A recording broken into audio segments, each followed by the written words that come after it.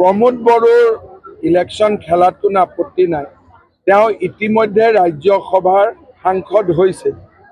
Election जिकिलेও आको MLA तो एरिहे দিব और एबार बाई इलेक्शने हब। धरि ललो प्रमोद बड़ो जिकिले तो MP तो एरि MLA तो हब नाहे।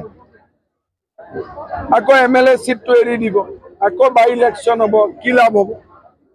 সেইকাৰণে ৰাইজে বুজি পায় MP নহলে MLA খেলিলে কথাটো বেলেগ আছে। এখন হাতে MP এখন হাতে MLA দুইটাটো ৰাখিব নোৱাৰে লগত MCLও আছে। গতিকে তেওঁ তিনটা পোষ্ট কেনেকৈ ৰাখিব এটোটো সংবিধানে এলাও নকৰে। সেইকাৰণে মই ভাবো যে বাই ইলেকশন কৰাত কৰি UPPLৰ মানুহেও বিশ্বজিৎ দৈমাৰীকে ভোট দিব লাগে। देखो बाई इलेक्शन নহয় प्रमोद बड़ो ইয়াত মানে বাই ইলেকশন কৰিবলৈ ইলেকশন খেলা নাই। प्रमोद बड़ो इलेक्शन खेलिছে UPPLৰ নীতিৰ আধাৰত UPPLৰ সিদ্ধান্তৰ আধাৰত UPPLৰ মিশন ভিজনটো বাস্তৱত ৰূপায়ণ দিবৰ কাৰণে যেনেকৈ 5টা বছৰ কাউন্সিলত কাম কৰিছিল অসমত আহি আছো আমি আমাৰ এজেন্ডা লৈ পেলাই অসমৰ পিছপৰা জনগোষ্ঠী অসমৰ অৱহেলিত জনগোষ্ঠী অসমৰ সকলো ক্ষুদ্ৰ ক্ষুদ্ৰ জনগোষ্ঠী যিসকলে আজিলৈকে ন্যায় পোৱা নাই তেখেতসকলৰ কাৰণে কাম কৰিবলৈ আমি আহি আছো। মোৰ ক্ষেত্ৰত মুখ্যমন্ত্ৰী ডাঙৰীয়াই যেটো কৈছে যে ৰাজ্যসভাত যাব বিধায়কটো এৰিব ৰাজ্যসভাত যাব লাগিলে বিধায়কটো এৰিব লাগিলে মই কন্টেষ্ট নকৰিলে এটাই বডলেণ্ডৰ যেনেকা 26টা জনগোষ্ঠীৰ কাম কৰি আছো অসমত 146টা জনগোষ্ঠী যোৱা 78 বছৰ যেটো স্বাধীনতাৰ এই দীঘলীয়া সময়ত বহুত ক্ষুদ্ৰ ক্ষুদ্ৰ জনগোষ্ঠী বিলাকত অসমত ন্যায় দিব পৰা নাই। এই জনগোষ্ঠী বিলাকৰ ভাষা সংস্কৃতি ৰীতি নীতি বিলাক ৰক্ষণাবেক্ষণ দিব পৰা নাই। এই জনগোষ্ঠী বিলাকে আজি বহুত সংগ্ৰাম কৰিব লগা হৈছে নিজৰ ভাষা সংস্কৃতি ৰীতি নীতি বচাই ৰখাৰ কাৰণে।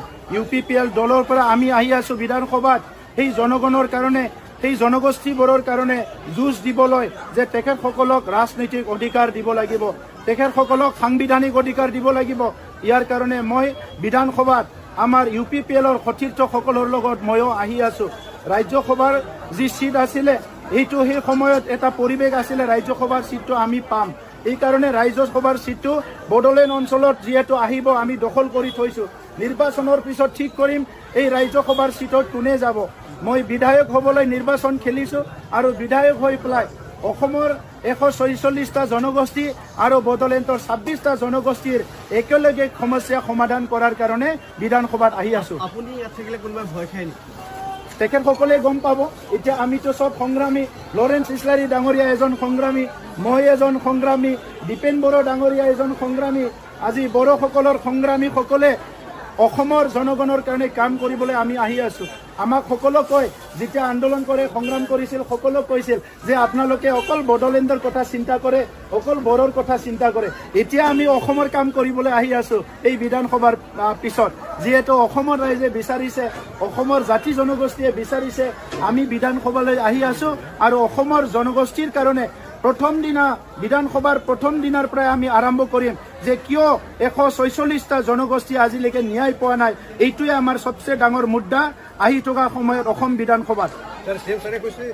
যদি আকৌ প্ৰমোদ বড়ো ছাৰ জিকি যায় তামোলপুৰত ইয়াত আকৌ বাই ইলেকশ্যন হ'ব কাৰণে এৰি দিব লাগে এনেকুৱা আমি চাওক তেখেতসকলৰ সিদ্ধান্ত ভুল হৈছে।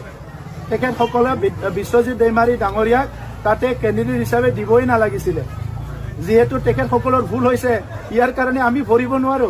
UPPL দল 2015 চনত গঠন হৈছে বডলেণ্ডৰ গণতান্ত্ৰিক প্ৰক্ৰিয়াটো আগুৱাই নিবলৈ গণতন্ত্ৰটো শক্তিশালী কৰিবলৈ ন্যায় দিবলৈ শান্তি প্ৰতিষ্ঠা কৰিবলৈ অস্ত্ৰ আৰু হিংসামুক্ত সমাজ কৰিবলৈ। আমাৰ এজেণ্ডাটো বহুত ডাঙৰ তেখেতসকলৰ এজেণ্ডাটো সৰু এজন বিধায়ক জিকাই দিয়াৰহে এজেণ্ডা। আমাৰ এজেণ্ডাটো 35 লাখ জনগণৰ শান্তি নিৰাপত্তাৰ এজেণ্ডা। অসমৰ 4.3 কোটি জনগণৰ ভিতৰত 146 লাখ জনগোষ্ঠী ন্যায় দিয়াৰ এজেণ্ডা। গতিকে আমাৰ এজেণ্ডাত তেখেতসকলৰ এজেণ্ডাটো বহুত সৰু। দীপেন বড়ো ডাঙৰীয়া আমাৰ বড়োসকলৰ এজন নেতা। তেখেতে জাতীয় সংগঠনটো বহুত বছৰ নেতৃত্ব দিছে। তেখেতে বড়োৰ লগতে অহীন জনগোষ্ঠীৰ কাৰণে যোৱা 20-25 বছৰে কাম কৰিছে।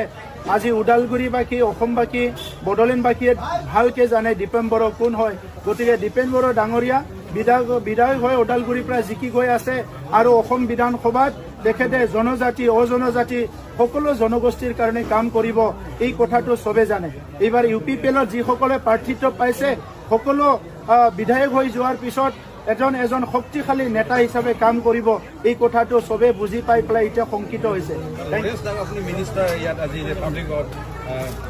আমাৰ হেড কোৱাৰ্টাৰৰ MLA, গতিকে হেড কোৱাৰ্টাৰ MLA সবচে পাৱাৰফুল হ'ব লাগিব। এইটো আমাৰ কেন্দ্ৰ হয়, ইয়াৰ পৰাই সব সিদ্ধান্ত হয়। গতিকে ইয়াত দেশ বিদেশৰ মানুহ আহিব, ইয়াত প্ৰতিনিধি আহিব, ইয়াত সব কুছ হ'ব।